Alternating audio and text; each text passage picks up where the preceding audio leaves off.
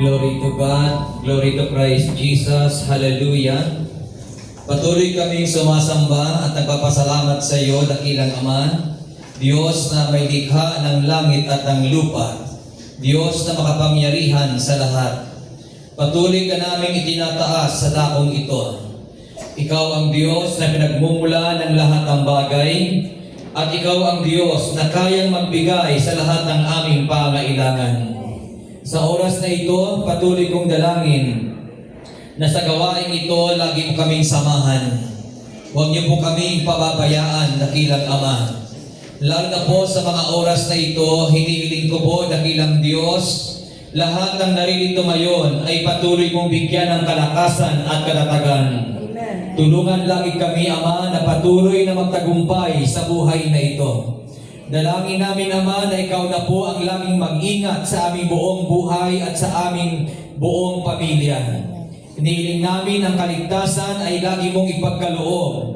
At hayaan mo, Ama, na ngayong gabi ay muli mong iparanas sa amin ang iyong kapangyarihan. Na lahat na naririto ngayon na mayroong taglay ng mga pagsubok at problema sa buhay, dalangin ko, Ama, na ito po ay magkaroon ng kalutasan. Tulungan ang bawat isa na makalaya sa lahat ng pagsubok. At dalangin ko, Ama, sa iyong dakilang pangalan na ang lahat ng naririto na kung saan ay may sakit, may karamdaman, hayaan mo, Ama, na patuloy kayong maghimala sa kanila. Ikaw, Ama, ang aming tanging inaasahan na makapagpapagaling sa lahat ng uri at sakit na aming tinataglay. At umaasa kami, dakilang Diyos, na ang sino mang mananalig sa iyo ay tatanggap ng himala ng kagalingan. Salamat, Ama, at sa iyo namin ipinagkakatiwala lahat ng aming mga kahilingan. Maging ito man ay imposible para sa amin. Alam namin sa iyo, Ama, ay walang bagay na mahirap. Kaya aangkin namin sa gabing ito, lahat ng naririto at mananalig sa iyong pangalan ay uuwing taglay ang answered prayer. Sa pangalan ni Jesus. Ama, salamat at pagpalain niyo po ang iyong mga salita na aming pakikinggan. Samahan uli ito ng himala at ng iyong kapangyarihan upang ito ay magbigay sa amin ng malaking pag-asa. At naniniwala kami na ang gawain ito kanina pa ay pinagpala mo na. Salamat at sa iyo namin ibinibigay lahat ng papuri, lahat ng parangal, lahat ng pagluwalhati at pasasalamat sa pangalan ni Kristo Jesus, sa ngalan ng Ama, ng Anak at ng Espiritu Santo. Amen and Amen. Purihin ang Panginoon.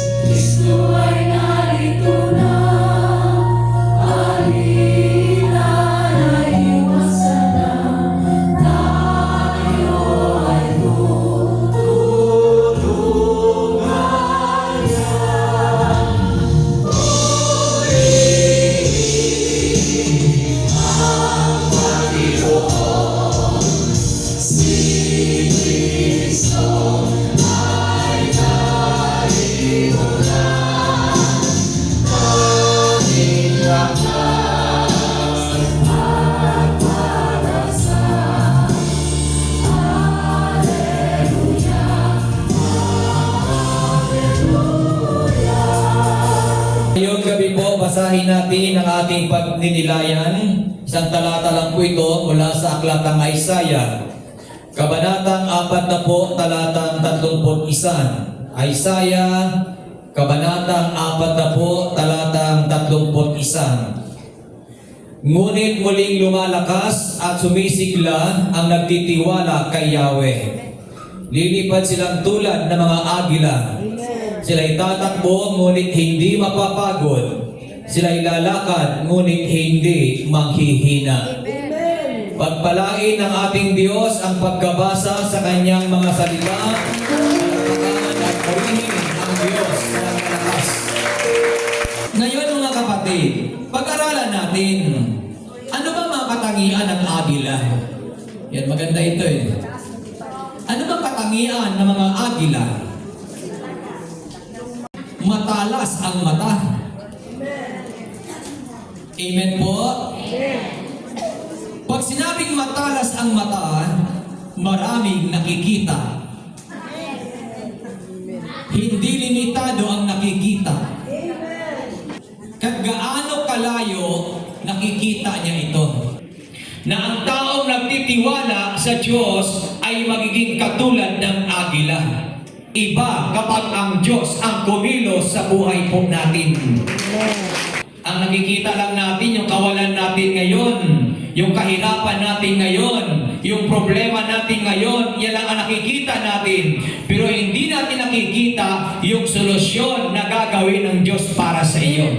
Pumupunta lang tayo sa gawain, pumupunta lang tayo sa simbahan, pero ang tiwala sa Diyos ay kulang. Kaya bigat na bigat ang tao. Hindi alam ang gagawin. Pero maniwala po kayo, kapag tayo ay nagtiwala sa Diyos, magiging katulad tayo ng agila, magiging matalas ang ating paningin. Amen. Ang makikita mo ay ang kaginhawaan na darating para sa iyo. Amen. Kaya ngayong taong pinagpapala ng Diyos, yan yung mga tao talagang may tiwala kay Lord. Malakas ang loob. Bakit? Ang agila, isa pa sa kanyang katangian, ay malalakas ang pakpak. Kaya pag lumipad, ibang klase. Kahit may bagyo, kaya niyang lumipad. Bakit? Malakas ang mga pakpak. Ganyan din daw ang taong nagtitiwala kay Yahweh Shaddai. Malalakas, hindi nangihina. Bakit? Ang Diyos mo ay Diyos na malakas at hindi Diyos na mahina. Sabi ng aklat ng Santiago, diba? Ang mga pagsubok, ang mga problema, ang nagiging dahilan para tayo ay palakasin sa ating pananampalataya. Kaya minsan dumadaan tayo sa mga pagsubok, mga problema, para tayo ay palakasin, hindi para sumuko. Yung iba, pag may problema, may pagsubok, sumusuko na. Pero tayo na nagtitiwala kay Lord, gamitin mo ang pagsubok, gamitin mo ang problema para ikaw ay lalong lumakas sa harap ni Yahweh El Shaddai. Ang nagtitiwala kay Lord, may vision po yan. May pangarap yan. At anuman ang pangarap ng mga taong nagtitiwala kay Lord, hindi pwedeng hindi dumating sa iyo. Bakit? Hindi sinungaling ang ating Panginoon. Totoo ang Diyos na ating sinasamba at pinasasalamatan. Totoo ang Diyos na ating pinupuntahan sa lugar na ito. Amen. Hindi siya sinungaling kanino man. Ang kanyang mga salita ay totoo at maaasahan. Mapagkakatiwalaan. Ang kanyang salita ay matatag at matibay. O diba madalas nating marinig sa 1 Corinthians chapter 10 verse 13, kung di ka nagkakamali, walang pagsubok na dumarating sa iyo na hindi mo kaya. Lahat ng pagsubok na dumarating sa atin ay kaya natin. Ang lahat ng pagsubok na yan ay alam ng Diyos, kaya mo yan. Amen. Magtiwala ka lang sa Panginoon. Huwag mong masyadong dibdibin ang problema. Kasabi nga natin, maraming taong bumabagsak, dinidibdib ang problema eh. Kaya bigat na bigat. Pasanin mo, likurin mo para hindi ka mabigatan. Yung mga pagsubok, mga problema, ay gamitin natin ito para tayo ay madala ng Diyos sa tugatog ng tagumpay. Ano pa ang katangian ng agila? Matapang. Amen ba? Hindi sumusuko. Ang taong may tiwala sa Diyos, matapang. Malakas ang loob. Amen po ba? Hindi sumusuko. Dahil alam natin, ang pangako ng Diyos, hindi kita iiwan ni pababayaan man. Yung mga bagay na pag nakikita natin na mahirap at talaga hindi mangyayari, agad tayong sumusuko, umaayaw. Katulad nangyari sa akin, kung tutusin, imposibleng mangyari. Pero pinangyari ng Diyos. Bakit? Sa Diyos, walang mahirap. Para makita natin ang kalooban ng Diyos, magtiwala ka sa Kanya at mabubuksan ang iyong mga mata. Pangalawa, sabi natin kanina, malakas ang mga pakpak ng agila. Kaya tayo ay dapat maging malakas lagi. And then, pangatlo, mataas lumipad. At ang pang-apat ay matapang. Yan ang agila. At tatandaan natin mga kapatid, ang pinanggagalingan ng lakas ay walang iba kundi si Yahweh El Shaddai. Sa iyong paghihintay, ibig sabihin sa iyong pagtsatsaga at patuloy na pagsisikap, isang araw makikita mo ang tagumpay ay ibibigay ng Diyos sa iyo. Alam niyo po, totoo lang, madalas kong gamitin yung tungkol sa cellphone. Ang cellphone, anong kailangan niya? I-charge dapat. Ibig sabihin, kahit gaano kaganda ng buhay natin, nalulubat din tayo. Kaya hindi pwedeng hindi tayo magtiwala kay Lord. Bakit? Ang Diyos ang lakas natin. Kaya pag hinangina ka na, sa Diyos ka tumawag. Na maglaan tayo ng panahon para kay El Shaddai. Maglaan tayo ng oras para sa Kanya, para lumakas tayo. Sumigla tayo. Kasi baka mamaya lubat ka na eh. Tingin sa katabi. Lubat na ba? Kaya lagi ko naalaala yung kanta na ginagamit ko lagi para parang si Lord ang nangungusap sa atin. Lubat ka na o lubat na ba ang pag-ibig mo? Nakalod pa ba ako sa isip mo? May signal pa ba ako sa puso mo? Parang si Lord lang nangungusap sa atin. Baka lubat ng pag-ibig nyo kay Lord. Dapat wag malulubat yan. Bakit? Ang Diyos ang lakas natin. Amen. Huwag tayo malulubat. Baka naman forget na natin si Lord. Kaya dapat nakalod pa rin si Lord sa isip natin. Amen. May signal pa ba si Lord sa puso inyo? Amen. Baka wala na. Tatandaan natin, ang Diyos ang lakas natin. Wala nang iba. Kung gusto natin maging katulad ng agila, patuloy tayo magtiwala kay Yahweh El Shaddai. I-load mo siya sa isip natin, sa isip mo ngayon. Magkaroon siya ng signal sa puso mo. Kaya minsan maganda rin mga manilikhang kanta ng mga makamundo, ano? May dating din eh. Lubat na ba ang pag-ibig mo? Nakalot pa ba ako sa isip mo? May signal pa ba ako sa puso mo? Hello. May lang, kumusta ka? Uwi ka sa lubat. Salip na, tulad ng agila, ako ay lilipad. Alam niyo ba yun? Palakpakan ng malakas ang Panginoon.